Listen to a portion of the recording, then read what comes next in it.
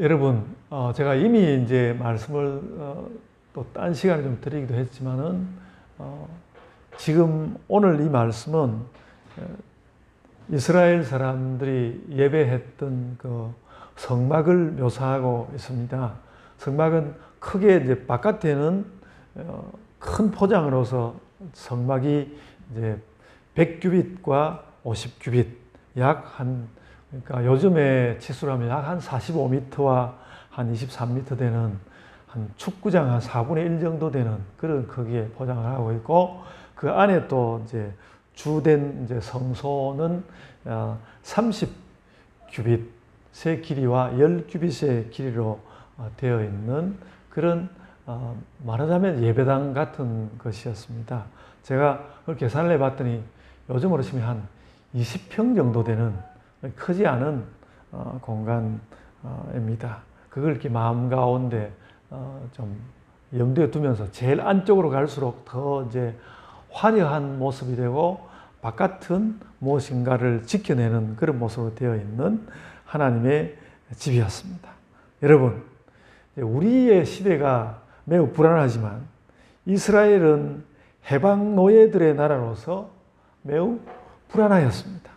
그래서 이들이 십계명과 율법을 받음으로써 뭔가 삶에 있어서 체계와 규모를 갖추게 되었는데, 놀랍게도 당시 그 이스라엘 주변 세계들 큰 나라들보다도 더 나은 법 체계를 형성했던 것 같습니다.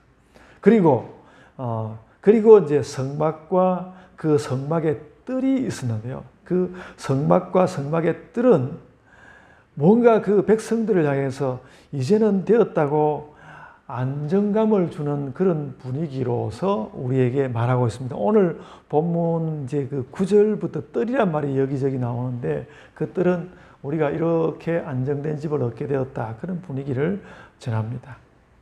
그 성막의 뜰은 그래서 아빠 되시는 아버지이신 하나님과 자녀 이스라엘이 만나서 뭔가 좀 뛰어놀 것도 같은 그런 느낌을 우리에게 전하여 줍니다. 그래서 성막의 뜰은 해방된 이스라엘의 행복한 분위기를 담고 있습니다. 저는 오늘 그 분위기에 집중하려고 합니다. 그래도 좀 더 주변 이야기를 좀 해야겠는데, 여러분, 제가 지난주에도 이런 말씀을 좀 드렸지만 창세기 시대에 하나님께서는 그 백성에게 자연세계를 만들어 주셨습니다. 그리고 이제 출애굽 시대에 하나님께서는 다시 이스라엘에게 그 한 국가라는, 나라라는 살아갈 수 있는 생태계를 주신 것입니다. 나라라는 것은 필요한 모든 것이 공급되는 생태계라는 뜻이고요. 하나님은 이스라엘에게 그걸 제공해 주셨고, 출애굽기는 그렇게 제공해 주신 사실이 기록되어 있습니다. 출애굽기는 19장까지, 1장부터 19장까지에서는 이스라엘이라는 한 나라의 여러 가지 곡절을 거쳐서 한 나라가 탄생하는, 한 나라의 탄생을 말씀합니다. 그래서 그것은 출애굽기 1장부터 19장은 한 나라의 창조라는 인상을 주기에 충분합니다. 그리고 이어서 20장부터 24장에서는 이제 하나님이 이스라엘에게 법 체계를 주시면서 그것으로 언약을 형성시키셨습니다. 하나님과 이스라엘 사이에 언약을 형성시켰습니다. 그것은 이스라엘이 이제 이미 탄생했고요. 19장까지 탄생했고, 이제 어떻게 이 민족이 자라가면 잘 자라가는 것인지 이스라엘이 바르게 성장할 길을 보여주는 것 같습니다. 그래서 법체계에 이어서 그렇게 법체계를 보여주고, 이 법체계에 이어서 이제는 말하자면 그들이 자라갈 수 있는 마당 같은 것으로서 하나님과 백성의 어떤 꾸준하고 진심 어린 만남이 필요했고요. 그것을 이제 이 이후로 말씀하고 있습니다. 그래서 오늘 이제 읽은 말씀 좀 앞쪽으로 가서 그 출애굽기 24장 18절을 보면요. 24장 18절을 보면 그 어떤 하나님과 백성이 만나는 예배의 제도를 받기 위해서 모세가 또 하나님께로 구름 사이로 들어가는 장면을 우리가 볼 수 있습니다. 그래서 24장 18절 보면요. 모세는 구름 속으로 들어가서 산 위에 올랐으며 모세가 40일 40야를 산에서 있으니라. 이 예배의 제도를 바꾸자 한 것입니다. 하나님은 이렇게 지도자 모세만 따로 불렀는데요. 제가 약간 옆으로 세워 나와서 모세 이야기를 잠깐만 하겠습니다. 하나님께서 따로 부르셔서 구름 속으로 들어갔다가 나온 지도자 모세. 그래서 모든 영적 지도자들은 오늘날도 이런 모세의 모습을 담고 또 따라가려고 노력해야 합니다. 우리나라가 요즘 정치 지도자를 찾아서 아주 정말 우리가 혈안이 되어서 정치 지도자를 찾으려고 하고 있는데 실은 사실 아주 썩 마음에 드는 지도자를 찾지는 못한 것 같습니다. 그리고 영적 지도자는 모든 이런 인간적인 조건에다가 하나님이 주시는 거룩을 겸비해야 합니다. 모세는 그 어려운 조건을 그래도 상당히 만족시키는 지도자였습니다. 그는 백성들의 미래를 위해서 자신의 모든 것을 희생하는 지도자였습니다. 그래서 오늘날은 특별히 목회자가 이 모세의 모범을 따라야 하고요. 노력해야 할 매우 중요한 방향성이 모세에게서 보입니다. 그런데 모세에게 그런 거 보이는데 정말 그 백성들의 삶을 위해서 구름 속으로 들어가는 그 모세에게서 그런 어떤 그 본받아야 할 사람의 그 아우라 같은 것이 보인다는 것이죠. 그리고 이제 목회자만 노력하는 것이 아니라 온 교회 회중은 목회자가 이 일을 해낼 수 있도록 지원해야 하는 것이죠. 모세 이야기를 잠깐 좀 그렇게 했고요. 이제 다시 이스라엘 예배 이야기로 되돌아가겠습니다. 지도자 모세에게 하나님은 예배를 위한 환경을 다 말씀하고 있습니다. 24장 지나서 25장에는 먼저 성소 내부에 대해서 말씀하고 있는데 예배의 의미를 다 보여줍니다. 성소 맨 먼저 들어가면 성소 있고 성소 안에 들어가면 지성소 있는데요. 예배의 의미를 다 보여줍니다. 그래서 이 성소에 있는 것 딱 세 가지를 말씀하는데요. 출애굽기 25장에 세 가지 이야기하는데 언약궤, 진설병상, 등잔대 그 세 가지를 이야기합니다. 막 이제 하나님께서 그 성소에 관한 이야기를 하는데 막 복잡하게 되어 있는 것 같아도요. 성소 안에는 그 세 가지가 있습니다. 언약궤가 있고, 그 다음에 진설병상, 그 떡을 놓는 상이죠. 진설병상이 있고, 등잔대, 그리고 세 가지가 있습니다. 특별히 언약궤에는, 그 지성소 안에 있는 언약궤에는 하나님께서 이스라엘을 구원하셨다는 것을 증거하는 돌판을 두게 하셨죠. 오늘 우리 본문 조금 앞쪽에 출애굽기 25장 16절을 보면 그 언약궤 안에다가 증거판, 즉 십계명 돌판을 두라고 명령하고 있습니다.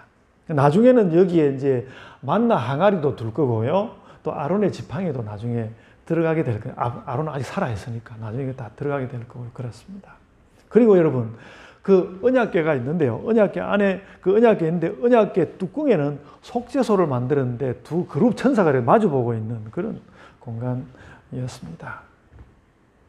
이 속죄소는 언약이 이렇게 이제까지 쭉 율법을 십계명과 율법을 이야기하면서 언약이라는 것이 이렇게 엄중하지만 그래도 언약을 어겼을 때 언약을 어긴 사실들을 용서받는 자리로서 이 속죄소가 있었습니다. 그러니까 그 빈 공간에 이렇게 그 그룹 천사 둘이 쳐다보고 있는 빈 공간인데 그 빈 공간이 하나님의 존재를 말씀하고요. 그리고 그 하나님 존재 안에서 이제 그 속죄를 받을 수 있는 것이었습니다. 그 제사장은 딱 1년에 딱 한 번 그 속죄일 7월 10일입니다. 이스라엘 달력으로 7월 10일 날 그 속죄일에 그 1년에 한 번 그 휘장을 열고 들어가서 그 1년 동안에 제사를 지냈지만 제사 지내지 못한 죄들과 알지 못하는 죄들을 다 용서받는 제사를 하였습니다. 피뿌림의 제사를 그렇게 지냈습니다. 그래서 요약하자면 언약궤에는 하나님 섭리대로 좋은 나라를 세울 약속이 표현이 되었는데 그 언약궤의 두 가지 핵심은 뭔가 하면 하나는 너희가 나의 백성이다. 백성이 된 언약. 둘째는 용서의 언약. 그 두 가지가 언약궤에 표현되어 있었습니다. 이것이 이제 이스라엘 국가 형성의 핵심 이념이었습니다. 이스라엘 국가는 너희는 나의 백성이고 그리고 잘못하더라도 용서한다는 그런 언약으로 되어 있었습니다. 그 지성소의 언약궤에는 언약과 용서가 표현되었습니다. 자, 오늘 이제 그 이스라엘의 예배의 상황을 다 여러분들 좀 말씀을 드리려고 합니다. 다 될 수 있는 한 줄여가지고. 이것은 말하자면 그 이스라엘이 언약궤 1년에 한 번씩 언약궤 앞에 가서 속죄를 하는 그것은 이스라엘의 건국 이념이라고도 할 수 있습니다. 그리고 이제 그 지성소 시장 바깥에 그 성소에는 진설병상과 등잔대가 있었거든요. 그것은 우리가 쉽게 말하자면 하나님의 밥상과 그 집을 밝히는 불이었습니다. 여기 하나님이 계신다 하는 표정이었죠. 여기에 대해서도 제가 또 약간 해설을 해야겠는데요.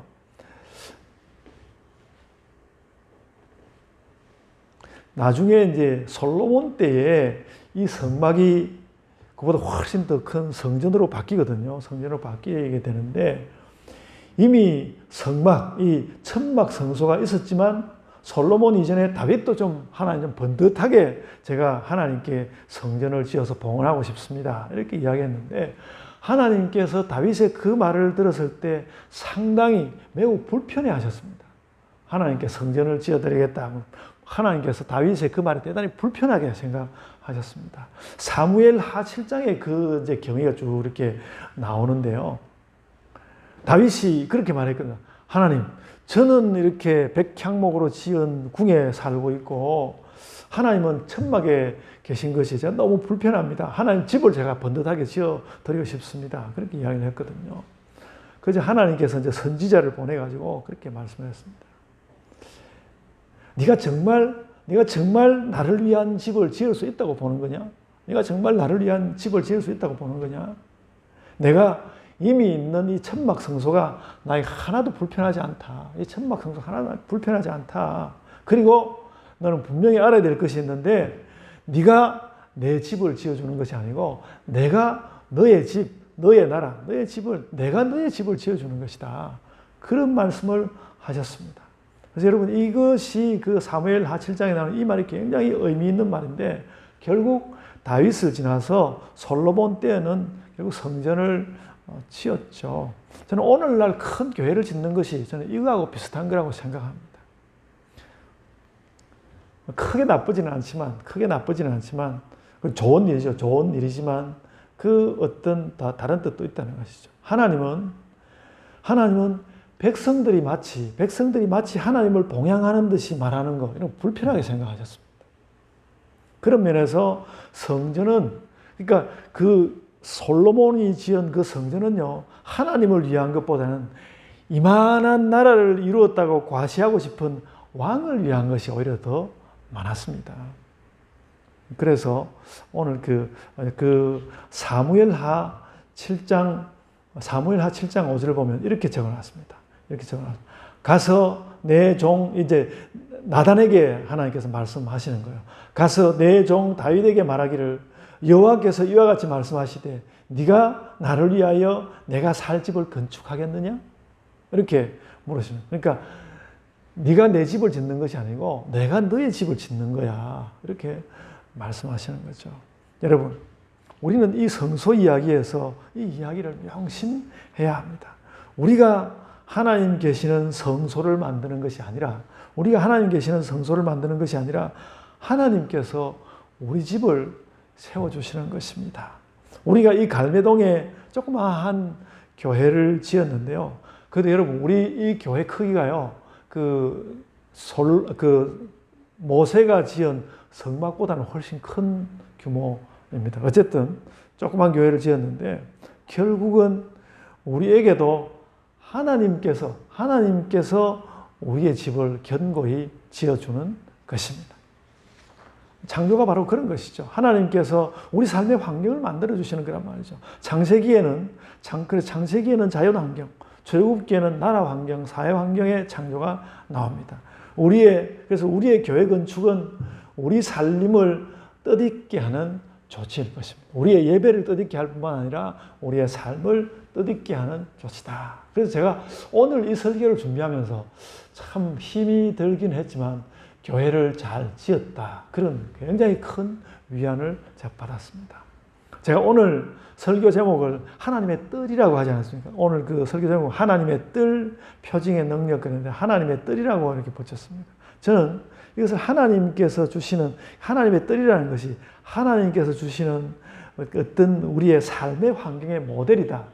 하나님의 뜰은 우리의 삶이 어떤 것이 되어야 하는지를 보여주는 그 어떤 환경의 모델이다. 이렇게 생각했습니다. 그래서 성소에 있는, 제가 이 말씀을 드리려고 하는 것인데, 성소에 있는 진설병 상과 등잔대는 하나님께 드려진 것이지만 그것은 역으로 하나님께서 우리의 밥상을 차려주시고 우리의 삶을 밝혀주시는 거라는 거죠.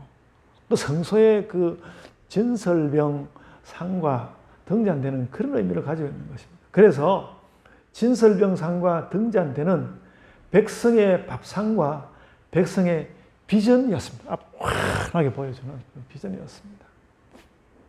그러니까 그 성소에 딱 들어가면 우리의 삶의 맨 기본이 그 또 이스라엘 국가의 비전이 보이고요. 오늘날 우리는 교회의 비전도 보이는 것이죠. 25장이 그렇게 끝나고 26장에는 이제 그 기구들이 놓일 성소의 구조를 말씀하거든요. 성소 이제 그 30규빗, 10규빗으로 된 그 구조를 말씀하는데요. 아까 말씀드린 성소는 그 길이로 치면 우리 교회보다 조금, 우리는 길이 폭도 없이 이런데 길이로 치면 우리 교회보다 조금 길고 폭은 우리 교회보다 훨씬 좁습니다. 그 성소의 폭이 5m밖에 안 돼요. 굉장히 좁은. 그래서 그 하나님이 계시다고 생각하는 지성소는요, 15자 방입니다. 15자 방이면 우리 안방으로 적당한 크기인데, 지성소 그만한 크기였습니다. 그래서 지성소, 성소 모두 합쳐서 한 20평 정도의 작은 집이었습니다. 뭐 천막치고는 좀 크죠. 그리고 27장에서는 그리고 나서 이제 그 성소, 그 성막 바깥에 그 성소, 지성소 그 바깥에 하나님 집의 뜰 이야기를 합니다. 그래서 개인적인 느낌이 다 하나님의 뜰이라는 말을 들을 때 다 느낌이 있겠지만 저는 이 뜰이라는 말, 그러니까 그 출애굽기 그 25장 이하로 그 예배의 환경을 쭉 이야기하는데 저는 어떤 말보다도 그 성막의 뜰, 하나님의 뜰, 이 뜰이라는 말에 굉장히 시선이 갔습니다. 제가 전에 시편 설교를 하면서 이 하나님의 뜰이라는 말을 이미 한 적이 있는데 이 뜰이라는 공간과 말에 어떤 그 하나님과 백성이 만나는 만남의 평화, 이런 것이 느껴졌습니다. 그래서 여러분 오늘 읽은 본문 9절을 보면 이렇게 써놨습니다. 뜰의 긴 쪽이 100규빗, 또 뜰의 그 폭은 그 절반 50규빗이라고 쭉 가면서 적고 있고요. 아까 말씀대로 축구장 한 4분의 1만한 그런 전부 다 했을 때 그 뜰 전체가 성막 있는 자리까지 합쳐가지고 뜰 전체가 축구장 한 4분의 1 정도 되는 그런 크기였습니다. 그리고 그 대부분의 면적은 성막이 차지하기보다는 뜰이 차지했습니다. 그리고 그 뜰에 이제 하나님께 제사지는 제단도 있고요. 또 이제 그 제사장들이 몸을 씻고 하는 물두멍도 있고 그랬습니다. 출애굽기는 27장까지 해서 성소의 구성을 이렇게 말한 다음에 28장에서는 제사장의 복식을 이야기하는데 28장 4절에 그 옷들의 이름을 말씀하는데요. 맨 겉옷에서 속옷까지 말씀합니다.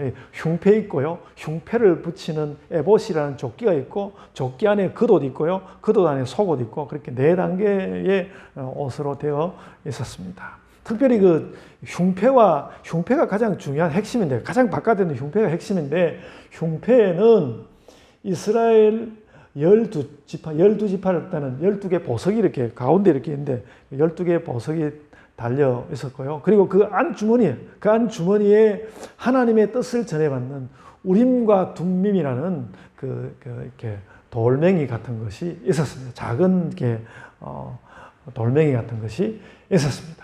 그래서 대체로 절박한 사건에 대하여서 우림과 둠밈이랄 때 우림은 no를 이야기하고 둠밈은 yes를 이야기하였습니다. 그냥 늘 그렇게 이제 그걸 가지고 yes, no만 하나님께로부터 듣는 것은 아니었고요. 오히려 그냥 우림과 둠밈을 나누어서 보기보다는 말하자면 흉패 안에 있는 우림과 둠밈의 그 존재로서 백성의 운명과 행복을 하나님께서 책임지신다는 뜻을 그러니까 그 우림과 둠밈이 이렇게 저 안에 있기 때문에 보이진 않아도 그 흉패를 이렇게 보면서 그 흉패 가운데서 저 12지파 백성을 하나님께서 책임지시고 돌보신다는 것을 그 안에 있는 우림과 둠밈을 생각하면서 백성들은 그렇게 생각하였습니다. 제가 제사장 옷에 대해서 더 많은 설명은 할 필요가 없을 것입니다.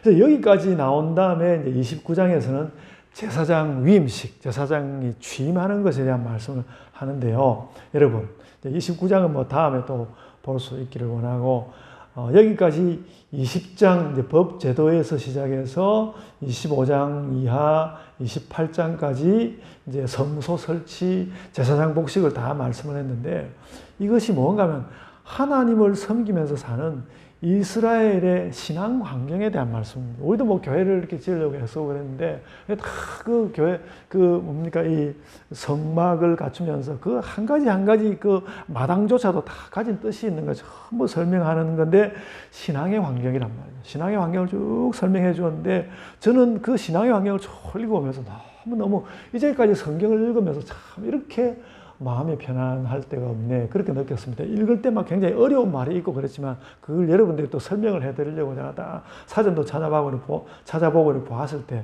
참 의미 있는 것이었습니다. 그리고 이 신앙 환경이라는 것은 우리의 삶의 환경 일반에 대한 상징 같은 것이었습니다. 이스라엘은 그렇게 살았던 것입니다. 십계명과 법전을 통해서 나라의 규칙을 주시고, 그 다음에 성소와 제사장 복식을 통해서 그 나라 사람들의 삶의 환경을 보여주신 것이죠. 그러니까 그 성소 안에 내가 너희에게 밥상도 차려줄 거고, 너희 나아갈 길도 내가 보여줄 거다. 성소에서 다 보여주시는 것이죠. 그리고도 저는 오늘 성막의 뜰에 더 주목합니다. 성막의 뜰은 백성들이 하나님을 일상에서 만나는 것을 상징합니다. 우리 삶의 환경은 알고 보면 하나님의 뜰과 같습니다. 하나님께서, 그러니까 그 하나님 뜰에서 이제 성막에만 하나님께 계시는 것이 아니라 그 하나님의 뜰에 우리가 들어가면 하나님께서 우리를 지켜보시고, 우리는 그 하나님께서 은혜 주시는 환경에서 최선을 다해서 사는 것이죠. 그것이 하나님의 뜰이고 우리의 세계이기도 합니다. 그래서 성막의 뜰은 우리 생활 세계의 상징이다. 그러니까 이 성막 그 자체는 말입니다. 이 휘장으로 둘러싼 그 성막의 뜰은 우리의 생활 세계의 상징이면서 천국의 상징이기도 하였습니다. 그러니까 그 성막에 들어가면 우리 삶의 세계와 그 천국이 딱 겹치는 것이죠. 그래서 저는 어떻게 보면요, 그 계시록에서 막 여러 가지 이야기로 하는 설명보다도 이 성막의 뜰을 보면 훨씬 더 천국이 이해되었습니다. 그래서 지금도 우리는 그런 하나님의 뜰에서 살고 있는 것이죠. 이 하나님의 뜰에는 하나님의 존재와 또 백성과 나누는 언약과 백성의 삶이 다 들어있는 것이죠. 그래서 이제 출애굽기 읽으면서 우리가 그런 걸 느끼는 거죠. 우리는 지금 이렇게 살고 있어. 여러분, 저는 하나님의 뜰이라는 그 느낌 그대로 제 생활을 좀 정리해 보았습니다. 저에게 적용을 해 봤는데요. 이제 제 이야기니까 별로 재미가 없을 수도 있고, 뭐 뜬금없는 이야기야 그런 것도 좀 있을 텐데, 한번 그래도 들어보십시오. 여러분, 저는 요즘 제가 건강이 좀 올해 눈에 띄게 뭔가 좀 안 좋아지는 듯한 느낌이 있어가지고 제 건강을 위해서 흐트러진 세 가지를 챙기려고 합니다. 흐트러진 세 가지. 제가 뭐 이렇게 성소에 있는 세 가지를 따라서 세 개를 챙기는 건 아니고 하다 보니까 저도 세 가지가 되는데요. 제가 요즘 챙기는 거 세 가지인데 물 마시는 거, 물과 그다음에 잠자는 것과 운동하는 거 세 가지. 이게 저에게 가장 기본적으로 부족해 보이더라고요. 다른 거 다 있는데 여러분들은 또 여러분들대로 챙겨 보십시오만은 저는 물과 잠과 운동을 요즘 챙기려고 노력하고 있습니다. 제가 이제 그 물을 이렇게 하루에 2리터 마시라는 그 이야기대로 그걸 막 2리터까지는 도달하지 않아도 거의 그 가까이 이제 마셔보면서 한 보름 이렇게 지내왔는데 건강에 약간 영향이 있다는 것을 느끼겠습니다. 제 마음대로 느낀 건지 모르지만 그렇습니다. 그리고 잠은 뭐 일찍 자는 게 최선이죠. 그래서 늘 그 저녁 10시에 자려고 노력하고 있는데 좀 어렵긴 하지만 그러려고 애쓰고 있습니다.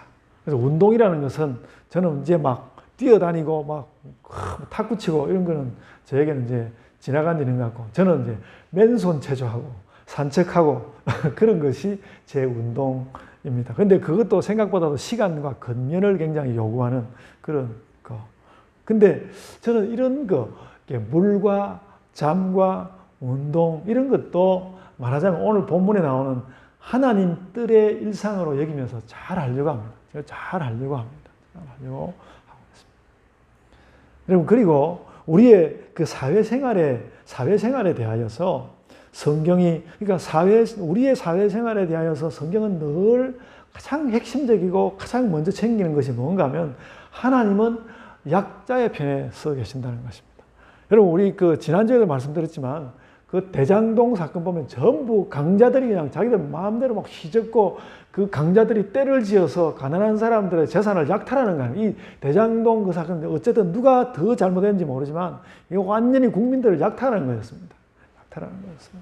근데 하나님은 아니라는 거예요. 나는 그런 세상에서 너희 약자의 편에 서 있다는 것이거든요. 그래서 우리 교회는 뭐 약한 가운데지만 난민을 돕고 또 사회복지에 조금이나마 힘을 쓰고 있습니다.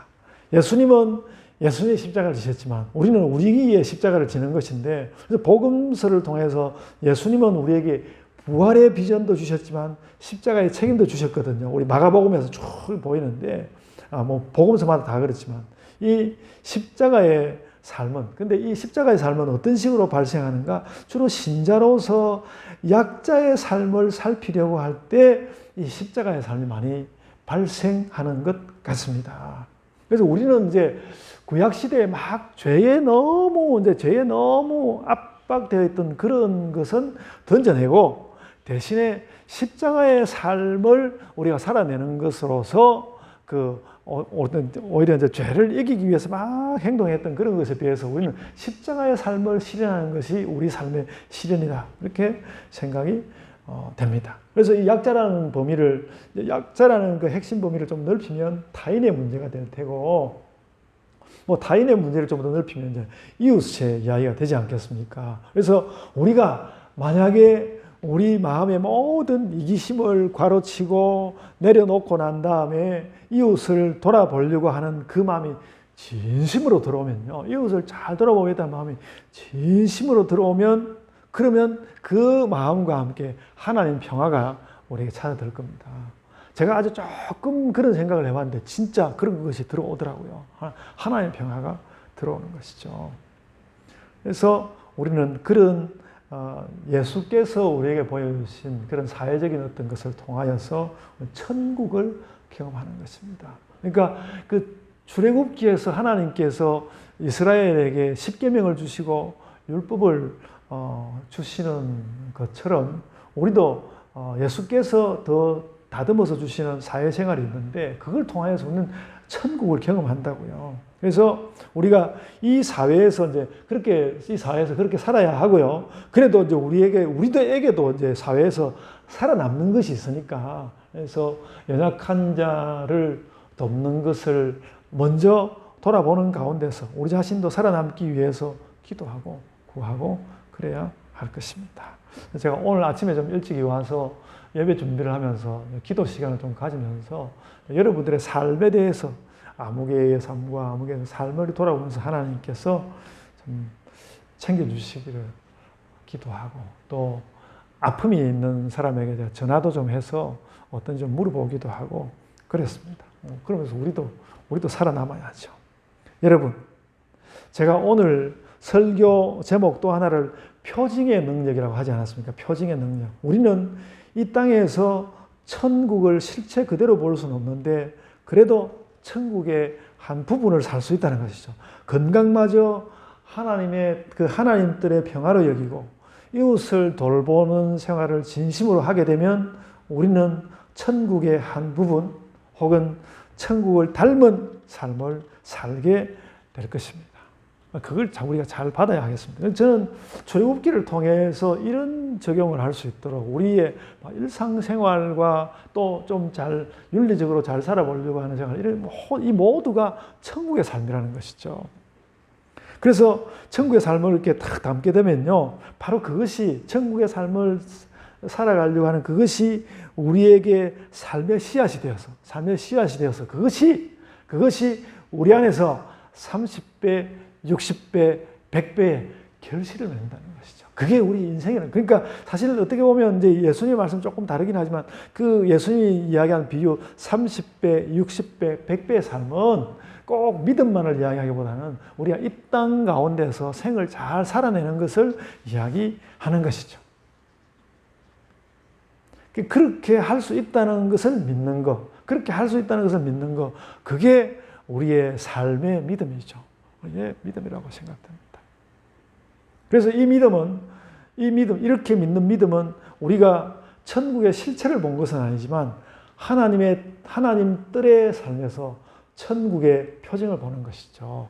그래서 마치 이스라엘 사람들이 성막의 뜰에서 자신들의 삶도 보고 천국도 보고 그랬듯이 우리들도 이런 하나님의 뜰이라는 생각을 가지면서 우리 삶을 살아내고 우리 삶을 살면서 천국도 느끼고 그렇게 산다는 것이죠. 그렇게 살아가면서 그 삶이 바로 천국의 삶이라는 것을 믿을 수 있는 것, 그게 우리의 믿음이라는 것이죠. 여러분, 이제 말씀을 마쳐야 되겠는데, 제가 지난 주간에는 교회 명의로 대한성서공회에 아주 소액의 후원금을 약정하였습니다. 그래서 우리가 건강하게 살고 사회적으로도 연약한 자를 도우면서 살고 또 영적으로 성령 충만으로 성경 읽기와 기도의 생활을 하면서 그렇게 사는 것이 우리가 하나님의 뜰에서 뛰놀며 사는 삶이라는 것입니다. 그렇게 우리가 알고 느끼고 이 삶을 잘 살아야 되겠다 이렇게 생각하는 것이 우리의 믿음이라는 것이죠. 그런 믿음을 여러분 모두 가지시기를 바랍니다. 저는 이번 출애굽기 독서 기간 동안에 정돈된 신자의 삶이라는 것이 이런 것이겠구나, 그런 것을 많이 배웠습니다.